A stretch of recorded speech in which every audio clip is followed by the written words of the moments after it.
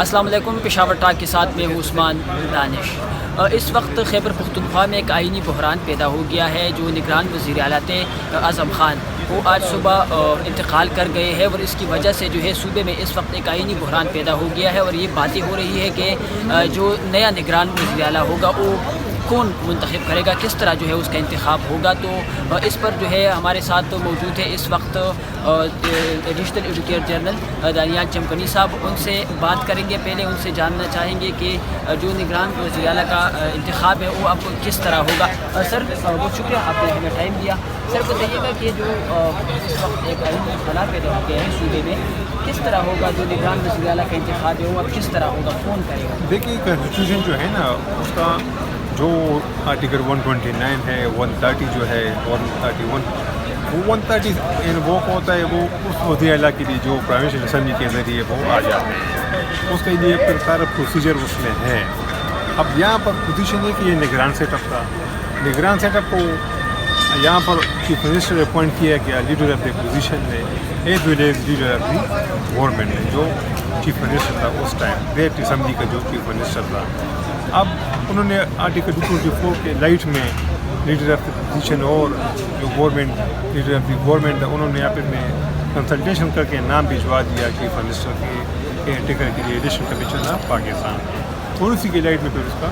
Appointment ہو گیا۔ اب یہاں پر سنیریو یہ کہ اب یہاں پر 129 آرٹیکل کو اگر ہم لیتے ہیں تو وہ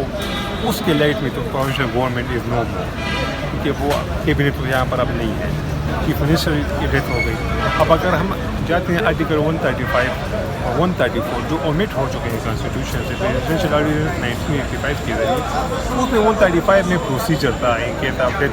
پھر گورنر جو ہے تو وہ ایک کیبنٹ میں ایک منسٹر کو کہہ سکتا ہے کہ آپ چیف منسٹر کی اپوائنٹمنٹ ٹل دی فرڈر آپ کر سکتے ہیں، لیکن چونکہ وہ اب اومٹ ہو چکا ہے، وہ بھی سائلنٹ ہے۔ تو اب ان سارے سینیریو میں جب کانسٹیٹیوشن بھی سائلنٹ ہے تو پھر وہی جو پروسیجر ہے 224 اور 224 اے آف دی کانسٹیٹیوشن، اسی کے لائٹ میں یہ پھر دوبارہ leader of the opposition the then chief minister تھا، یہی پھر بیٹھیں گے، یہی پھر نام ڈیسائڈ کریں گے، یہی پھر چیف منسٹر کے لیے کیونکہ میں اپنی سلیکشن کو الیکشن کمیشن آف پاکستان کے پاس بھجوا دیں گے۔ سر یہ بتائیے کہ جو چیف منسٹر تھا سابق محمود خان، وہ اب دوبارہ آئیں گے، اور جو اپوزیشن لیڈر ہے اکرم خان درانی، لیکن جو چیف منسٹر ہے اس نے تو پارٹی کی تبدیل کی ہے، تو اب وہی آئے گا، اس کا تو اگر وہ آتا ہے، اگر وہ تو اپنے آپ کو اپوائنٹ تو نہیں کر رہا، نہ اپنے پارٹی کے بندے کو اپوائنٹ کر رہا، وہ تو چیف منسٹر سلاٹ کے لیے نامینیشن جو بھی آئیں گے اس پر ڈسکس کریں گے لیڈر آف دی اپوزیشن کے ساتھ کہ کون ہے کون نہیں ہے، اس کے جو چیف منسٹر کے لیے ریکمینڈ ہوگا تو وہ ایک نام تو نہیں ہوتا، نہ جو اس سے پہلے جو وزیر اعلیٰ تھا اگر اس کی پارٹی بن بھی گئی ہے تو وہ اپنے پارٹی کے بندے کو تو بیچ میں نہیں ڈال رہا، اگر اسے کوئی امپیرشلٹی تو نہیں کنڈکٹ کر سکتے، اس میں تو ہم نہیں کر سکتے، لیکن پروسیجر چونکہ سائلنٹ ہے کانسٹیٹیوشن میں، اور اس کے لیے وہی میکینزم ہوگا جو اس سے پہلے ہو چکا ہے۔ Thank you sir, thank you so much sir. جی بالکل، additional advocate general Daniyal Chamkani صاحب کی باتیں آپ نے سنی۔ ان کا یہی کہنا ہے کہ آئین جو ہے وہ اس پر خاموش ہے۔ جب وہ وزیر اعلیٰ کا انتقال ہوتا ہے، نگران وزیر اعلیٰ کا، تو پھر اس کا انتخاب کس طرح ہوگا اس پر آئین جو ہے وہ تو خاموش ہے، لیکن کیونکہ اس طرح کا جو واقعہ ہے یہ پہلی دفعہ ہوا ہے، ایسا پہلے کبھی نہیں سامنے آیا تھا اس طرح کہ کوئی نگران جو وزیر اعلیٰ ہو یا پھر جو وزیر اعظم ہو اس طرح انتقال کر گئے ہو، تو یہ پہلی بار اس طرح کا ایک واقعہ پیش آیا ہے جس میں ایک آئینی خلا جو ہے وہ اس وقت پیدا ہوئی ہے۔ لیکن ان کا یہ کہنا ہے کہ آرٹیکل 224A کے مطابق جو ہے جو نگران سیٹ اپ ہے جس طرح وہ ہوتا ہے، تو اسی طرح جو سابق وزیر اعلیٰ تھے وہ اور اپوزیشن لیڈر جو ہے وہ اب دوبارہ بیٹھیں گے، وہ جو ہے ان کا مشاورت کریں گے 3 دن میں۔ اگر انہوں نے جو ہے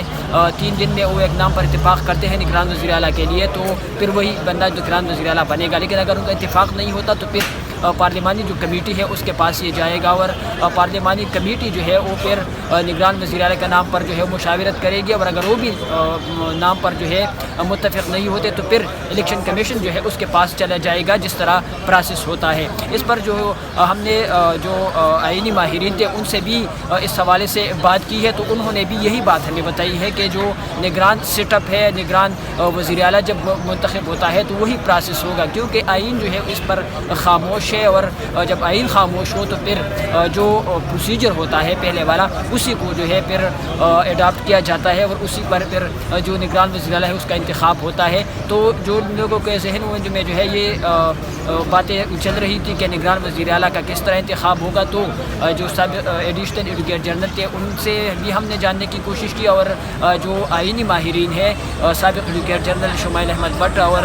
علی گوہر درانی جو آئینی ماہر ہے پشاور ہائی کورٹ کے وکیل بھی ہے، تو ان سے بھی ہم نے اس پر بات کی ہے۔ تو انہوں نے بھی یہی ہمیں بتایا ہے کہ جو نگران وزیر اعلیٰ کا انتخاب ہے تو وہ آرٹیکل 224(a) کے تحت ہی اب ہوگا، کیونکہ کوئی دوسرا پروسیس موجود نہیں ہے، اور آئین جو ہے وہ اس پر خاموش ہے کہ جب نگران وزیر اعلیٰ کا انتقال ہوتا ہے تو کیا ہوتا ہے۔ اب اس حوالے سے مزید بھی آپ سے جو ہے جتنے بھی معلومات ہوں گی تو آپ سے شیئر کریں گے۔